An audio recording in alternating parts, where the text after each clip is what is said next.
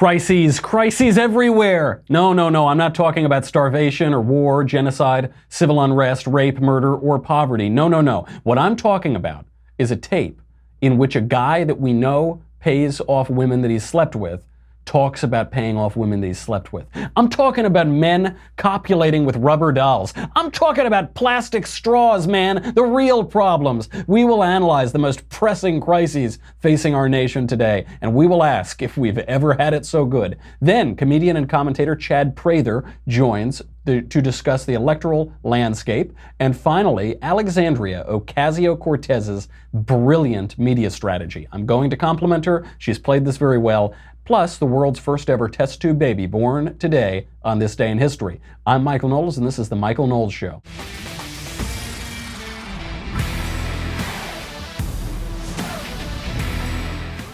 A lot to get to. So many crises. And the tape, the big moment. They got Trump, didn't they? They finally got him. Probably not. Before we get to that, we have to thank Black Rifle Coffee, a wonderful sponsor. Black Rifle Coffee, I use them all the time. It is delicious. Do you ever find yourself wincing at the weak taste of coffee from those left-leaning, preening, straw-banning, homeless shelter coffee houses? You know which one I'm talking about. Do you ever find that? Well, no more. Don't do that at all. You need Black Rifle Coffee. You need, look, these guys it was founded by former special operations vets. It delivers the best roast-to-order coffee right to your door. This guarantees you're getting fresh premium coffee with every order. You know, there's been a big debate lately. Should we own the libs? Should we not own the libs? The way you could really own the libs is by owning delicious coffee produced by veterans that supports veteran causes and first responder causes, and then you don't need to go into that like homeless shelter where they won't let you have straws anymore down the street. You know which one I'm talking about. You don't have to do that. In addition to great coffee and great gear, Black Rifle has a coffee club, makes things really easy, no lines, just great coffee shipped to your door every month, hassle-free. It's really good, and it helps out vets and first responders. You go to blackriflecoffee.com/Covfefe, Covfefe, get 15% off your first, or 15% off your order, period. Don't say I never did nothing for you. blackriflecoffee.com/Covfefe, Covfefe, coffee Covfefe, blackriflecoffee.com/Covfefe. It is really good coffee. I use it all the time. Okay, let's get to the big stuff. The big topic today. We're talking about the tape. Michael Cohen, did he flip? Did Fredo flip? I know it was you, Michael. Never take sides against the family again. Was it? Let's see. Let's listen to the bombshell tape that CNN got and that all the mainstream media outlets are reporting on. What it means for Trump, what it means for the Mueller investigation, what it means for all of this and all of the terrible crises in our country. Here is the Michael Cohen super secret Donald Trump tape. I've spoken to Alan Weisselberg about how to set the whole thing up with So what are we going to pay? Funding. Yes. And it's all the stuff. I need to open up a company for the transfer of all of that info regarding our friend David, so that I'm going to do that right away. I've actually come up and I spoke to me. So I'm all over that. And I spoke to Alan about it when it comes time for the financing, which will be... Listen, what financing? We'll have to pay you. So I'll pay the cash. No. I got... No.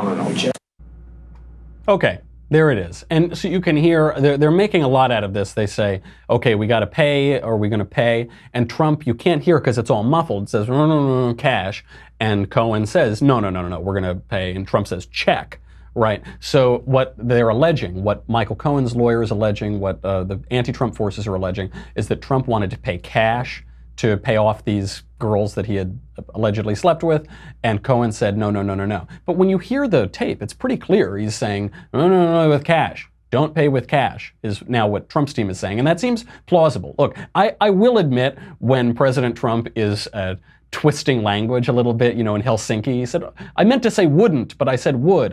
This is not one of those cases. This is one, he's clearly saying something. No, cash. No, I got this. Check. It does, you're not going to pay with cash. No, you pay with check. Right. Okay, so that's fine.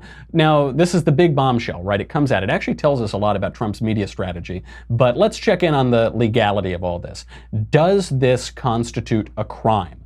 There's a girl alleges that President Trump slept with her, and he's basically, before the election, he's just paying these people off to keep quiet. There are a couple of things that are pretty funny about this. One, it reminds me of that Mark Wahlberg movie, Four Brothers, where they say, I'll try to clean up the language, they say, you don't pay a hoe to sleep with you, you pay her to go home. And that's what we're seeing here. Pretty interesting in this story, both with Stormy Daniels and Karen McDougal, the new Playboy playmate that allegedly slept with Trump 10 years ago. They say that after their romantic tryst, Trump offered to pay them. And both Stormy Daniels and Karen McDougal, when they're talking to the media, they say, I was so offended by this. I'm not that kind of girl. I can't believe you would call me that kind of girl to pay me to sleep with me. I can't believe you would allege that. But then they took all the money later. Isn't that interesting? They said, they said, oh, don't hand me an envelope full of money. That makes me feel like a prostitute. I want you to hand me a lot more money later on to keep quiet. Then I won't feel like a prostitute. It's pretty funny because, I don't know, what was Trump going to pay them to sleep with them? I can't imagine that much money. But then later on they say, no, I don't want that money. I want $150,000 to keep quiet. So really, it's funny because they're all these tears on camera. Oh, I cried. I couldn't believe he thought that I would accept money because I had sex with him. I said, well, darling, didn't you accept $150,000? Well, yeah, but that was different because that was a little later. Okay, fine. Was there a crime committed? That's the question. We talked to the wonderful, brilliant law professor Alan Dershowitz on the show last week. Here is Alan Dershowitz weighing in on whether this demonstrates a crime. No, it sounds very plausible, especially since they did seem to use the word plural, that perhaps what the president and Cohen were discussing is in the run-up to the election, there are probably going to be lots of people who will come and demand cash in order not to embarrass the president just before the election. And they were discussing how to set up a corporation to make payments if necessary to keep it from influencing the election. That happens all the time. That happens all the time. Dershowitz's point is this doesn't demonstrate a crime.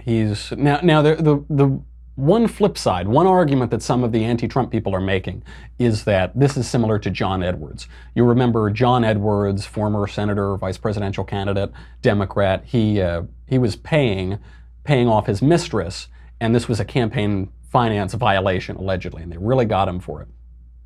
But if that is the line that they're drawing, if that's the analogy here, this bodes very well for Donald Trump because the prosecution never got John Edwards. He was never convicted of anything. That worked out just fine for him. And what really hurt John Edwards is he portrayed himself as this good Christian man, this upright citizen, this wonderful, and then it turns out he was cheating with this mistress on his wife who was dying of cancer. That really blew up his entire career, obviously. With Donald Trump, you don't have that problem. What's the new information? President Trump paid off women that alleged that he slept with them. President Trump has bragged about that. There's no new information conveyed. It's not going to destroy his political career, certainly. And what's the legal problem? If John Edwards wasn't convicted for these crimes, how are they going to get Donald Trump on this? So have to side with Alan Dershowitz here. This can't be.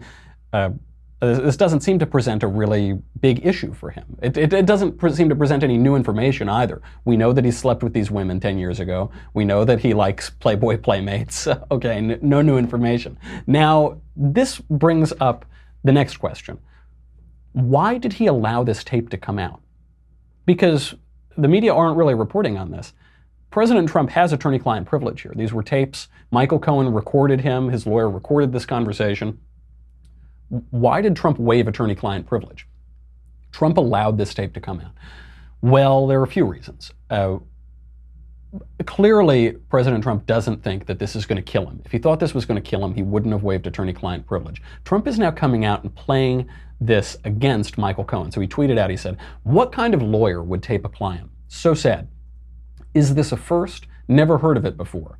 Why was the tape so abruptly terminated while I was presumably saying positive things? I hear there are other clients and many reporters that are taped. Can this be so? Too bad." So he's insinuating that Michael Cohen is a bad lawyer. He's a crooked lawyer. There's something wrong with him. Fair enough. I don't know what kind of lawyer tapes his client like that and would betray his benefactor. I mean, Dante puts the people who betray their benefactors in the lowest circle of hell. This is a really bad thing.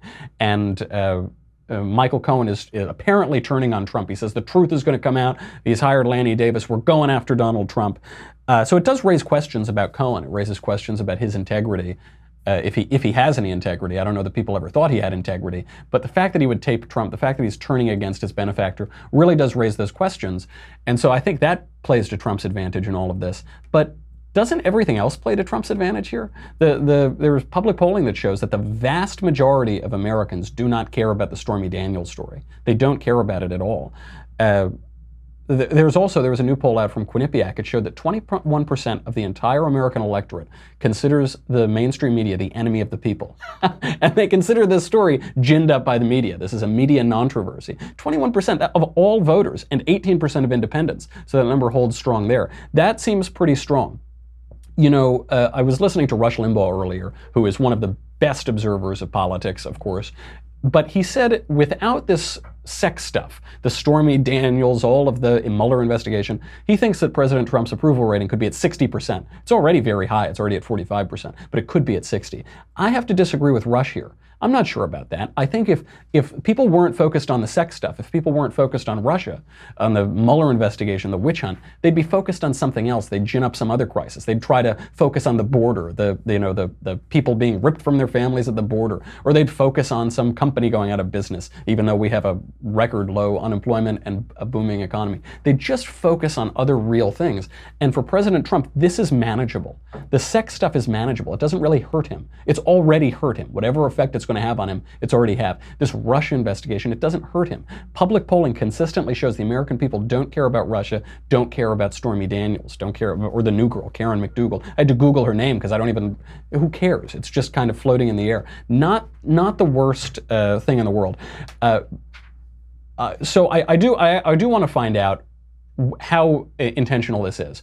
Is this really the lawyer turning on Trump and Trump turning on the lawyer, and it's or is this more good TV? Everything with Donald Trump seems to be a manipulation of the media. I'm not saying he plays 4D chess. I'm not saying he's Metternich or something. I'm saying that he's really good at the media. He has been for decades, and this could be another example of this. As long as the spotlight is on the sex and the Russia, it's not on other things, and President Trump gets to go on with his very effective administration. There's a reason that his approval rating is so high. It's at 45%.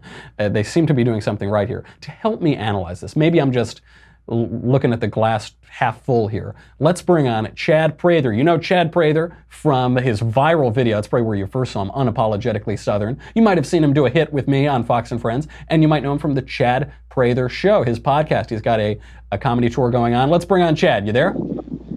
Hey, Michael. Good to hear from you, man. Good to see you again. Chad, thanks for coming on. I appreciate it.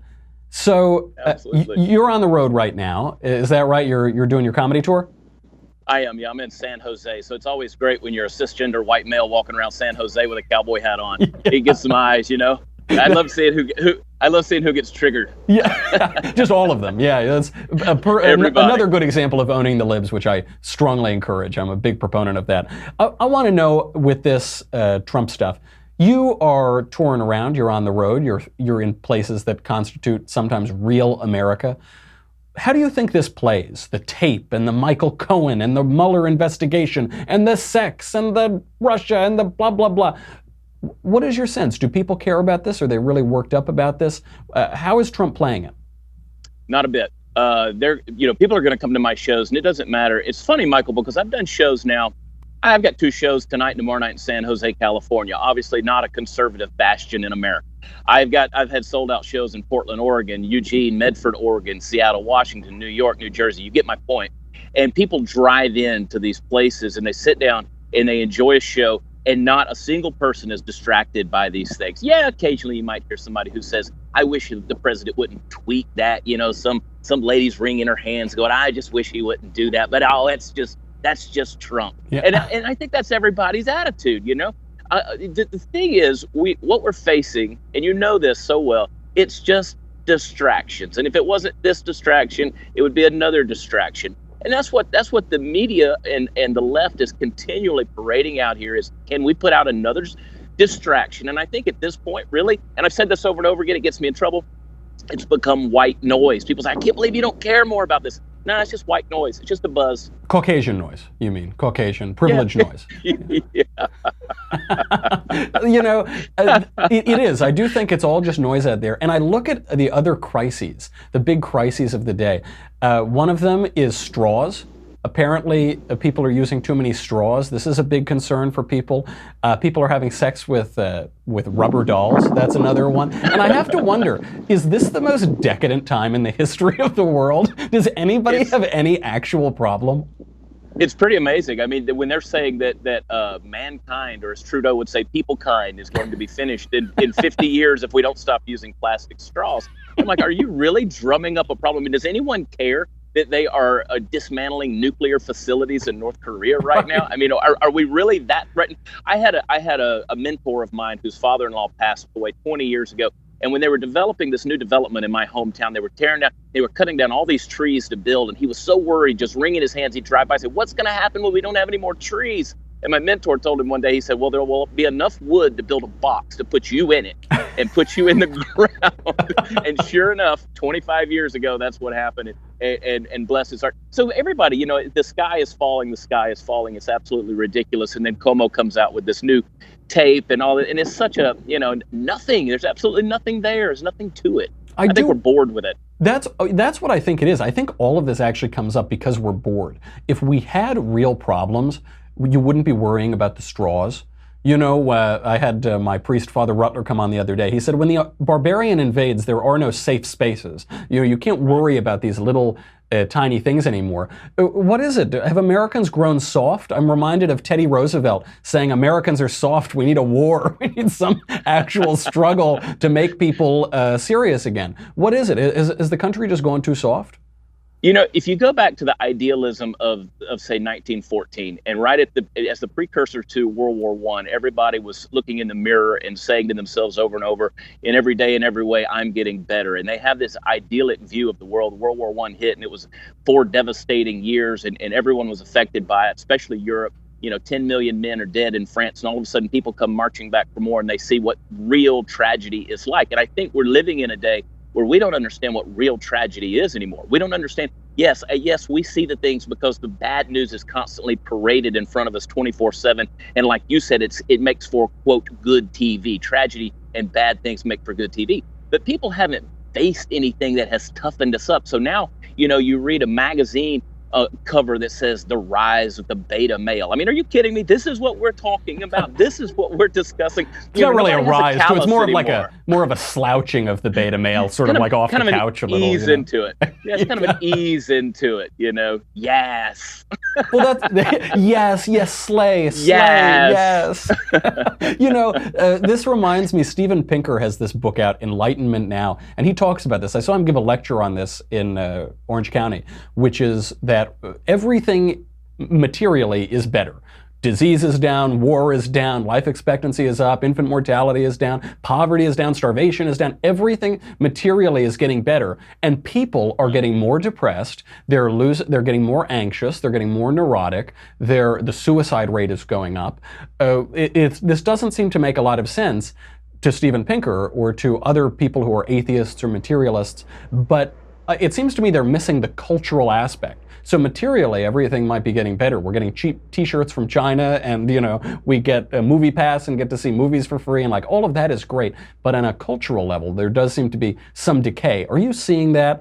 And do you think there is any way to reverse that trend? I think people are disillusioned. I think they're disengaged from reality, and you know, we live in a world where the statistic, one of the highest growing demographics in America today, are people turning 100. I mean, people are living longer. They're doing, but yet you have an epidemic of opioid crisis, and you have an epidemic of suicides amongst teenagers and these things, because there is this sense of hopelessness. I always say, and I'll take all the heat for it, I think that there has to be a return to a foundation of faith. Both faith in God, faith in yourself, faith in the people around you, faith in the culture, faith in the Constitution. We could list these things out. There's a reason America has done what it's done the last 250 years, even with the scars, even with the things we've done wrong, the things in our history that we need to mend, heal, and erase. We still have done a lot of things right. And we have to go back and have faith in that, faith in the process. And it's amazing to me, people who want to come along and they want to say, well, the only reason Trump won is because of the Electoral College. Well, that's the only reason any president in history ever won the presidency. That's the process. And then you want to say, well, we're living in a day and age where, maybe we need to look at democratic socialism, and that, that's not an answer. Why are you going to change a process that's worked so well and go embrace something that historically has proven itself to be tragic, just so you can now be different? So is there hope for it? I think it's going to take a massive amount of coming back in together to dialogue and discuss. And I've said this, the old adage, the example of a healthy bird has two healthy wings and it flies in a direction. If you have one big wing on one side or the other, it's just going to fly in circles and not get anywhere. But I think the tendency is everybody wants to interpret one another as being out on the tips of the wings. We got to get back into the vitality of the bird, if you will. Get back into where the heartbeat and the body and the muscle and the movement, the motion and the brain is. And until people are willing to do that, because I say it all the time. I say we live in this world where we don't know each other anymore, and we have a real world. You don't walk into the average restaurant. I'm in LA all the time. I'm working on projects in LA. I go to LA just like this, cowboy hat on, walking through WeHo. And people give me the look, but I can walk in a restaurant. We don't immediately start having a conversation or a debate about politics. Right. Hi, how are you? Good to see you. We don't do that. Yeah. But yet we think we can go in at the end of the afternoon. We drive in our garage, the door goes down, we go in, we pull out our device, and we think we can debate politics with a stranger from 7 states away and that be effective. It's just not. We've lost the concept of being neighbors, and we don't know each other anymore, and that's just a shame. That's what's got to change. That is so true. This is actually why, ironically, I'm defending owning the libs against some of the attacks on it. Is not because we need to be mean to our countrymen who see things wrongly, but it's because comedy is a great tool. Comedy is the great tool to do this. You do it. You can either yell at people and be really angry or whatever, but owning the libs is when you tell a joke. Owning the libs is when you smack down some stupid idea and it's funny. That creates some absurdity. It shows some incongruity, and that's fun. I'd much rather convince my fellow countrymen to come over to my point of view by laughing and having a little joy. A little joy goes a long way. And you are literally doing that. I mean, you are taking comedy and you're going to Portland and you're going to New Jersey. How's the tour going? Where can people find you? And do you think that the left, which has been so humorless for a while, is going to get their sense of humor back? I think they're going to have to. We live in a day and an age where a guy who's as simple and ingenious as Jerry Seinfeld refuses to go on a college campus and do comedy anymore because he knows that everybody gets offended. That's a shame. But the tour's going great. You can find dates at watchchad.com, and people are packing these theaters. It's really great all the way across the country. And it's been a lot of fun to watch because I am an equal opportunity offender. If I see something worth making fun of, I'm going to make fun of it. Whether it's making a joke about the worthlessness of Barack Obama giving a keynote speech at the NRA convention, or the fact that Donald Trump is married to a supermodel because of his money. I get the groans from that, and I'm like, but come on, that woman never said, "Oh, Donald, I love your hair." She and trying to rub her fingers through it, and the hairspray's pulling her fingers. You got to be able to poke fun at that stuff and laugh at it. If you don't, you're going to wind up crying, because I think that laughing is a great unifier. But the thing is, we've lost a culture of comedy because of this culture of offendedness that we have, and people can't. It's comedy for comedy's sake is okay. I even want to defend a lot of these things that we come out and we get on to people about and say, yeah, but it's being done in the vein of comedy. Yep. And let it go. Just let it go. Don't be so sensitive to it anymore. So I tell people, learn how to laugh. You got to learn how to laugh. I think it was Horace Walpole said, life is a comedy to the man who thinks and a tragedy to the man who feels. But facts don't care about your feelings, folks. So lighten up and laugh. Chad, go to watchchad.com. Check out the Chad Prather Show. I got to let you go. You get back on the road and keep offending everybody out there in San Jose. Yeah, I will. Good to talk to you. We'll have to have you back on. You too. See you soon, Michael. Thanks. All right, Take care, buddy. Bye.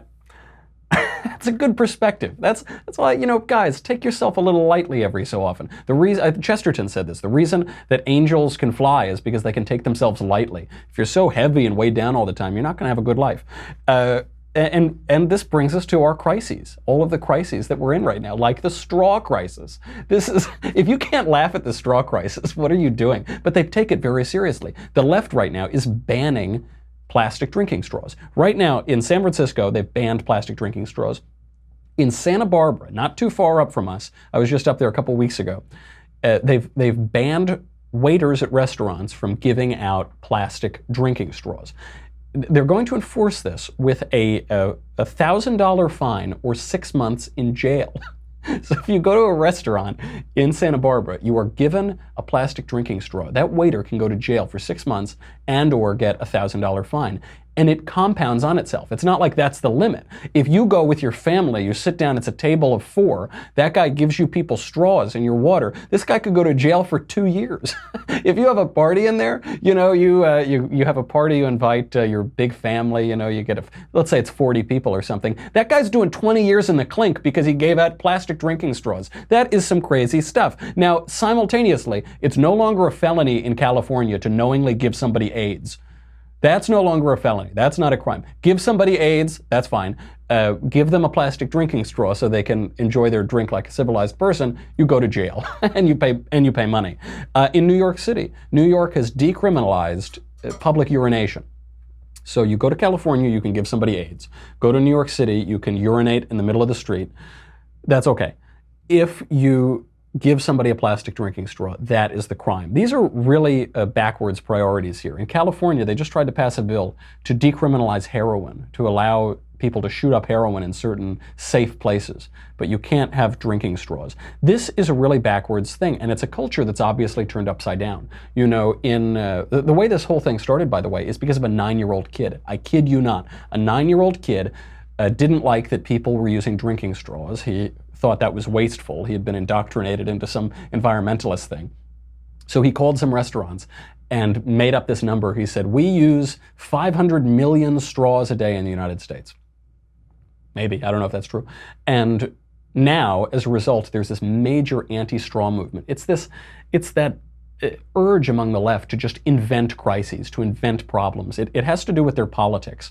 The way the left views politics, the way that rationalists view politics, is they just see it's problem after problem after problem. And we always need a problem and you always need a solution. That's all politics is. Conservatives tend to take a nicer view of politics, a more broad view. Politics is a political tradition. We're living through a political tradition. We can rely on institutions. We can rely on traditions to get us through our politics. It's not the foremost thing in life. But when you have to rationalize everything in politics, like the left does and some elements of the right, then all of a sudden it's every little problem. And when things are going too well, when everything is tickety-boo, to quote Andrew Klavan, then you have to make up problems, like this problem of the drinking straws. And you become very hysterical. Case in point is one Senator Cory Booker. Do I have to say goodbye to Facebook and YouTube, or can I get to Cory Booker? I'll get to Cory Booker. Okay, good. Here is Cory Booker, the cryingest senator in the United States. Here is Cory Booker talking about the danger of appointing Brett Kavanaugh to the Supreme Court. Here he is. There is so much at stake here that this has nothing to do with politics. This is to do with who we are as moral beings. And so I want to call on everybody. I'm not here to tell folk just what they should know. I'm here to call on folk to understand that in a moral moment, there is no neutral. In a moral moment, there is no bystanders. You are either complicit in the evil, you are either contributing to the wrong, or you are fighting against it. There's a saying from the Abrahamic faith in one of the Psalms that says, yea, though we walk through the valley of the shadow of death. We are walking through the valley of the shadow of death. But that doesn't say, though I sit in the valley of the shadow of death. It doesn't say that I'm watching on the sidelines of the valley of the shadow of death. It says I am walking through the valley of the shadow of death. It says I am taking agency, that I am going to make it through this crisis. And so I am calling on everyone right now who understands what's at stake, who understands who Kavanaugh is. Maya Angelou says if someone shows you who they are, believe them the first time. He has shown us who he is. Cory Booker is really turning the hysteria up to 11. There's a line on the internet which is, everybody I don't like is Hitler. That's how people engage in internet discourse. Cory Booker sees your everybody I don't like is Hitler, and he raises you, and everybody I don't like is Satan. He is turning it up to Satan. You are evil. And what is the evil act? If you are okay with a completely boring sort of Brooks Brothers tie wearing judge who went to Yale Law School. If you're okay with that guy being a judge, he's already a judge, he's been a judge for a long time. If you're okay with him being a judge, you're evil, you're Satan, you're evil. And it's so funny. In the background of this video, you have Elizabeth Warren and a couple other 60-year-old women, white women, standing there and just like, yeah, preach, amen, yeah. Like, it's not a good look, ladies. Doesn't really look great. I'm not feeling electricity going through here. And Cory Booker, look, this is a very cynical move by Cory. He's trying to position himself for 2020, and so he's turned up this emotion thing. I remember in one of the hearings, he said, "I cried tears of rage," and he's all this yelling and emotionalism. He used to be a kind of normal guy, by the way. He used to be the guy who, in 2012, was defending Mitt Romney. He said, "Oh, Mitt Romney's not that bad." This was the guy when they were saying Mitt Romney was the devil, the last time the Democrats had a devil. He said, "Oh, he's not that bad. He's okay. Come on, everybody, take it down." But Cory is now thinking that his only ticket to the White House in 2020 is if he becomes one of these screeching, emotional, hysterical people. The shtick does not play well. He's just not good at it. Other politicians are good at that. Obama was pretty good about pulling on the heartstrings. Cory Booker is not. This is not his strength. If he wants to have a prayer at the White House, he's got to try something else. This is not going to work, but they have to create this crisis. They've backed themselves into this corner where there is a crisis and everything has to turn it up to 11. But nobody really believes that. Nobody thinks that Brett Kavanaugh is the devil. Nobody thinks that appointing a judge to a court that's the end of that's Satan's victory over his eternal victory over the world. No, nobody thinks that, and so it doesn't ring true. I don't really see this strategy working well for Democrats in the future. But they're gonna have to do it. The only person who's actually sort of pivoting and doing it pretty wisely is Alexandria Ocasio-Cortez. We'll get to that a little bit later. Still a lot to get to. The last important crisis is the Sexbots. Sexbots are taking over the world. They might turn us into an endangered species. That's a new report out today, that the Japanese might become an endangered race because of the prevalence of sex robots there. We'll talk about that. We'll talk about the first test tube baby born on this day in history in 1978, what that gets to, and why Alexandria Ocasio-Cortez made a brilliant media move in turning on Ali Stuckey, our friend of the show. We'll explain how that happened. But you got to go to dailywire.com. I'm sorry, what do you want me to do? Go to dailywire.com. We have a lot more to get to. It's $10 a month, $100 for an annual membership. You get me, you get the Andrew Plavin Show, you get the Ben Shapiro Show, you get to ask questions in the mailbag. Get them in. That will be tomorrow. You blah, blah, blah, blah, blah. You get this. You get the... by the way, pretty soon, I don't know, I haven't talked to the department that makes these tumblers yet. We need to start including plastic straws in them. I know that you can sip it, but well, that's good. It tastes good when you sip it. We need to, and maybe we'll put 2 plastic straws in them, and so you can go over, it'll be a meta leftist tears tumbler. It itself will produce the leftist tears. It will be a perpetual motion machine. All of that for your Daily Wire membership. Go to dailywire.com. We'll be right back with a lot more.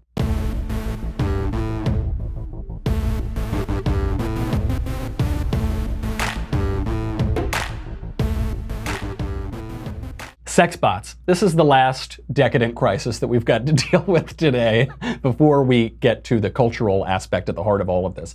Talk about a decadent crisis. The big crisis plaguing mankind right now is that we created robots to have sex with, and we're doing it too much. This is endangering the population of Japan. Always Japan, those guys are always a little ahead of the curve, aren't they? They had VCRs, or they produce all this technology, and now they're having sex with all of the technology that they've created.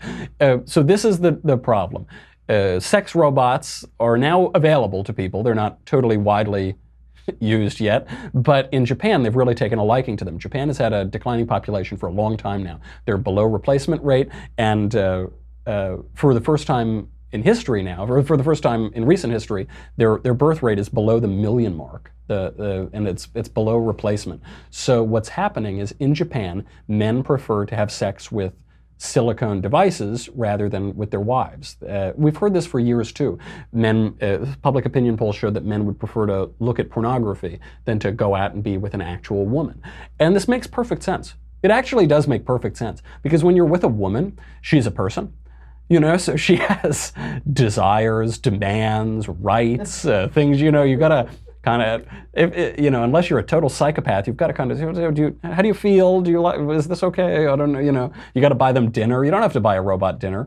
And it's this utter narcissism. I mean, it's this utter egotism and selfishness to just take pornography over a woman, but then certainly this robot. I mean, it is a really perverse thing. And we can joke about it. It's a ridiculous news story. But it is a real fear because if men can just have sex with robots, a good number of them are going to do it. The robots, they're a little more flexible. I mean, the list of potential advantages goes on and on and on. But it's a real worry, and it brings up bioethical concerns.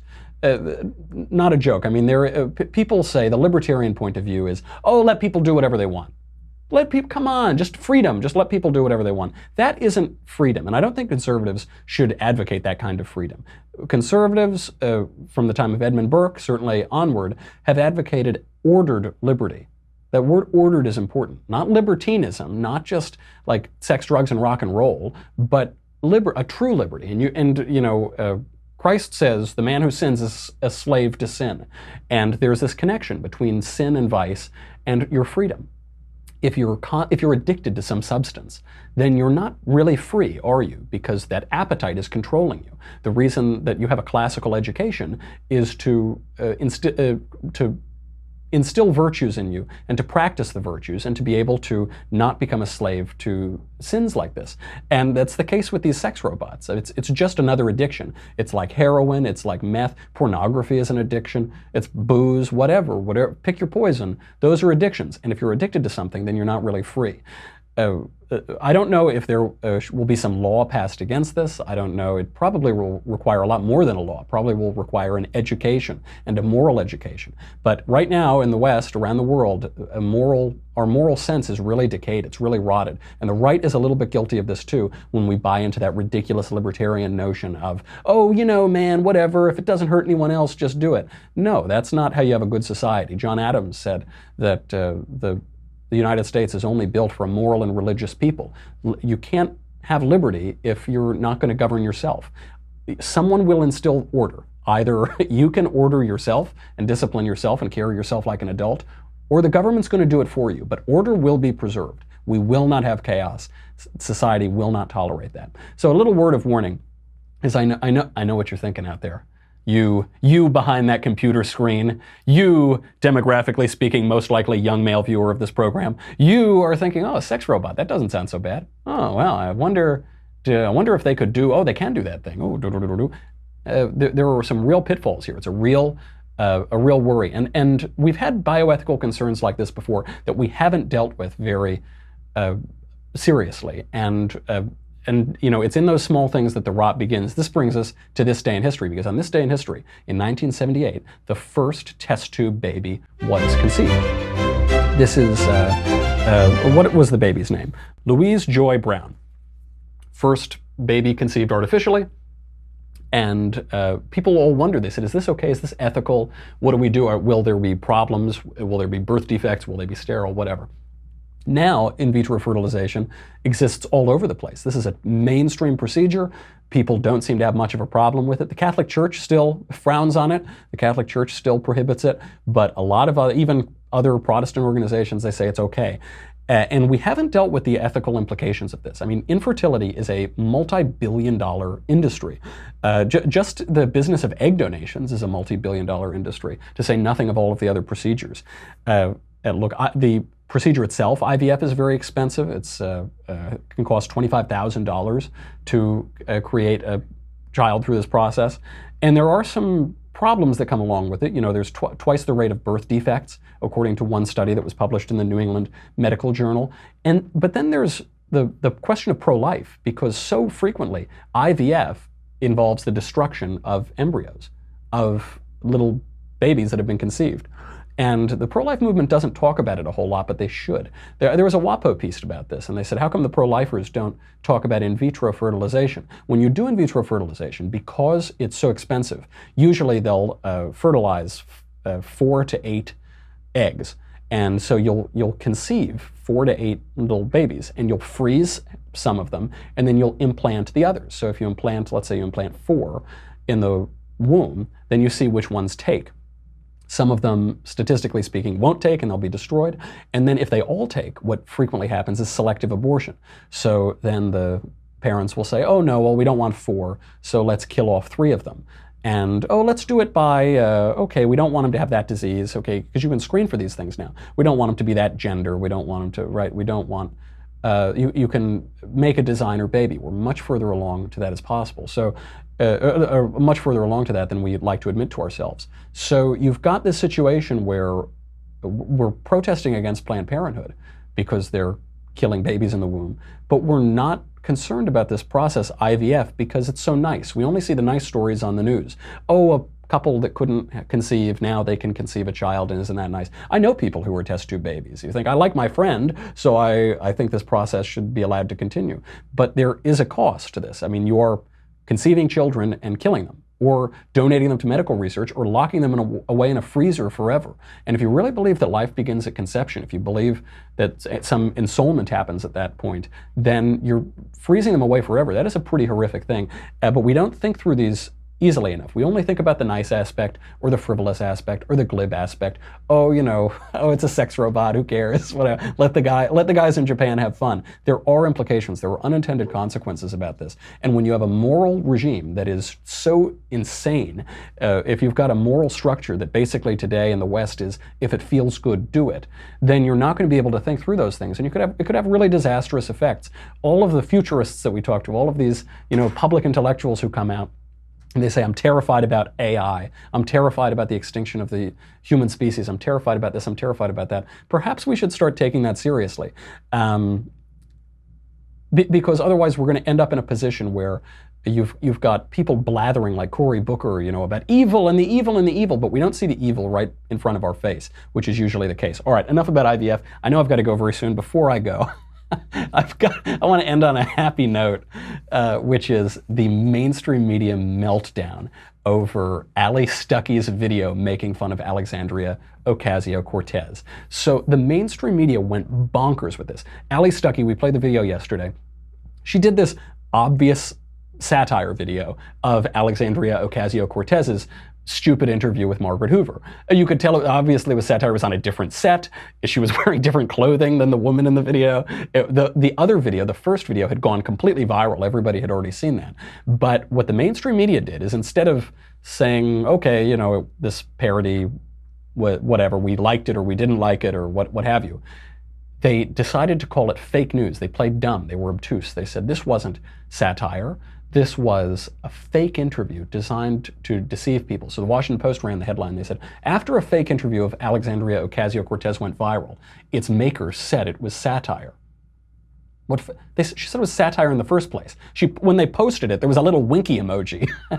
The Intercept, another website, said, fake interview with Alexandria Ocasio-Cortez was satire, not hoax, conservative pundit says. As though, you know, this is a big conspiracy. As though Ali Stuckey, you know, was trying to deceive people, which obviously isn't the case. The Washington Times said, Alexandria Ocasio-Cortez calls out Ali Stuckey for parody interview. And it's true, Ocasio-Cortez is calling her out for it. You know, The Verge, 1 million Facebook users watched a video that blurs the line between bad satire and fake news.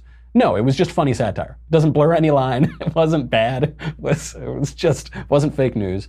And then the rap gets even better. They say CRTV host of doctored Ocasio-Cortez video doubles down. What doctored video? It was satire. And then Ocasio-Cortez comes with her punch. And she landed it. This was a good punch. She said, Republicans are so scared of me that they're faking videos and presenting them as real on Facebook because they can't deal with reality anymore. Here's one bona fide truth. Election day is November 6th. Which I actually don't know if that's true this year. We should look that up. I would not put it past Ocasio-Cortez to get the election day wrong in that. But okay, honey. All right, Ocasio-Cortez. We're not afraid of you. Here's my proof of that. You are welcome on my show anytime. Please come on my show. It'll be live or live to tape.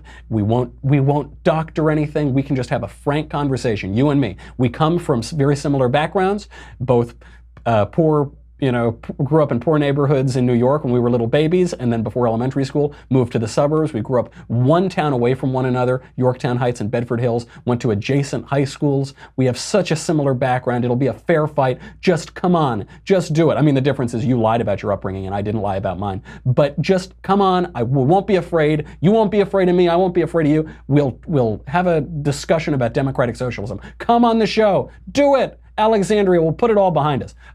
Of course she won't do that. She won't come on the show. She saw this opportunity, and so did the mainstream media, to vindicate herself on that Margaret Hoover program. So what happened is she went on the Margaret Hoover show, and she looked so foolish. She didn't know anything. She didn't know the answer to basic questions. She appeared glib and giddy and utterly ignorant, proudly ignorant.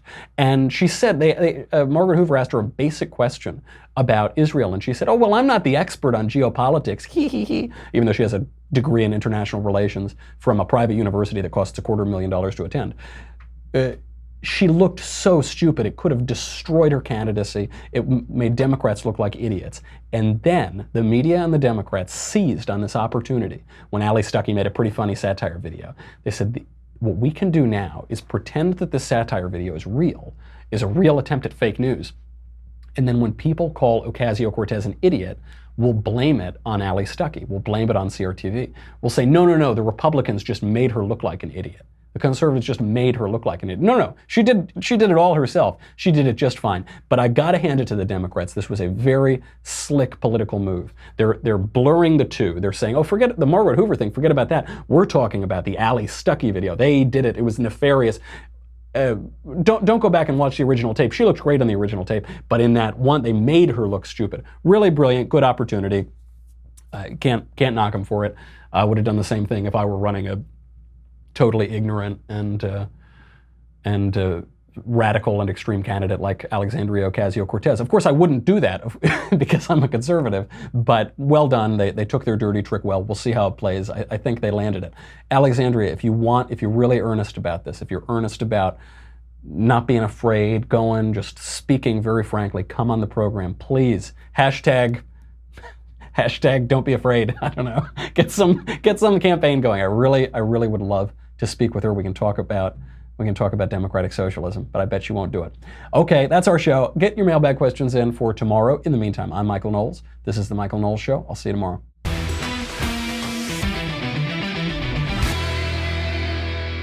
The Michael Knowles Show is produced by Senia Villarreal. Executive producer, Jeremy Boring. Senior producer, Jonathan Hay.